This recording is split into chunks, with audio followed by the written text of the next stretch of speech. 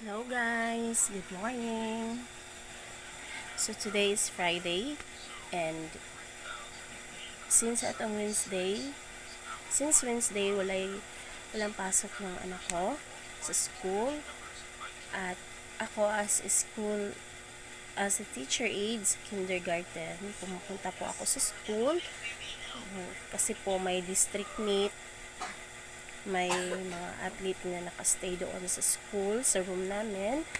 That's why, hello anak, good morning. Good morning. Opo, sick ko. Gosh, she is sick and mama is sick also. Opo, Obo, ang sipon. Seriously. So, tawag nito. As a teacher aide, kahit walang pasok ay pinuntahan tayo or sinabihan tayo ng ating teacher na mag-duty kasi nga magsilhig or maglinis sa labas ng classroom. But sad to say, today is Friday, hindi ako nakapunta kasi may iniinda ako ngayon. Ang aking likod po ay sobrang sakit dahil siguro sa paglalaba ng nakaraan na sobrang bigat ng aking kumot. Nilubos-lubos ko kasi yon kasi guys, walang matinong sikat ng araw ng mga nakaraan dahil sa mga bagyo na dumaan, which is sunod-sunod talaga. At nung may pagkakataon na umayos yung panahon, nagkaroon ng matinding init, o di ba? Kasi bumawi talaga si Haring Araw. Kaya ako ay naglaba hanggang doon sa aming mga kumot, bedsheets, ganon. Talagang kumbaga nag-general cleaning pa ako. Tapos may nilagay ako na malaking sako, doon ko nilagay yung mga damit ng aking anak na hindi na ginagamit at dinala ko doon sa itaas. Diyan ko po inilagay. O dito banda dyan. Kasi sobrang puno dito sa baba. Kung nakikita nyo, yan dyan. Mga gamit namin yan doon sa likod. Tsaka dito. Yan, doon na dito kami nahiga guys sa sala. Wala ko kasi kaming kwarto. Dito ko kami natutulog. At dito din po ang aming mga gamit sa sala.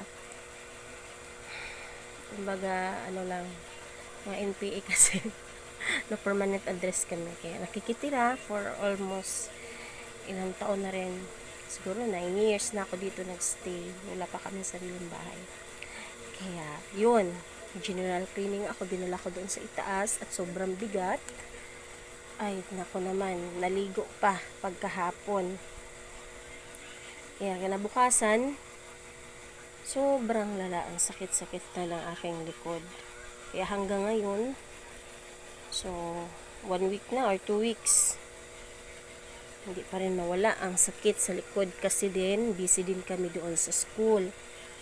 Naglilinis din ako doon at may pinta kasi din kami kasi kami yung host o yung school namin ang host, so saan magsistay yung mga kabataan ng mga athlete. Kaya parang naano yung katawan ko na puwersa. So ngayon na naman, Friday. So nakaraang Saturday hindi ako naglaba guys kasi nga iniinda ko yung likod ko, masakit kasi. Kaya ito ngayon, hindi ko pipilitin ang sarili ko na labahan lahat ang mga labahan ko. So ang lalaban ko ngayon ay mga t-shirts lang muna. Ang mga damit ng aking anak ay siguro bukas na. Dahan-dahan lang, baka mabina tayo, girl. Masakit sa likod. Pag medyo inuubo ako ngayon, talagang sobrang sakit ang likod ko. Pag nahiga ako, hindi ako parang hindi ako makahinga. Kaya mas minabuti ko na lang na umupo na lang. Kasi feel ko mas relax. Kaya ito lang muna ang lalabahan ko guys. Yan, ito, t-shirts, ito din. Ito, mga underwear. Yung iba, ito, hindi ko muna lalabahan. Yan, mayroon pa yan. Yung mga shorts, pants, tsaka damit ng aking anak. Yun naman muna, hindi ko lalabahan. Baka bukas na. So, sa mga nanay dyan, kumbaga, hinay-hinay din pala talaga. Kasi ano na yung katawan ng mga nanay, konting ano lang, konting mga, kumbaga kung sobra talaga ay hindi talaga maganda. So, dahan-dahan lang tayo sa mga gawaing bahay. Kahit medyo masakit sa ulo at lagi tayong aburido basta makakita tayo ng mga daming labahin, mga hugasin. Pero talagang dahan-dahan na lang talaga tayo sa mga gawaing bahay. At baka singilin din tayo sa ating katawan. Plano ko nga magpahilot kasi baka kung sa Bisaya pa piang, gipanuhot ang piang. Kasi naligo din kasi ako ganyan.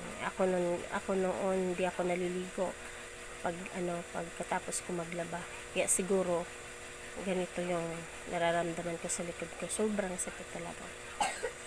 At saka yung anak ko, nasaan na ba yun? Yun, kumakain.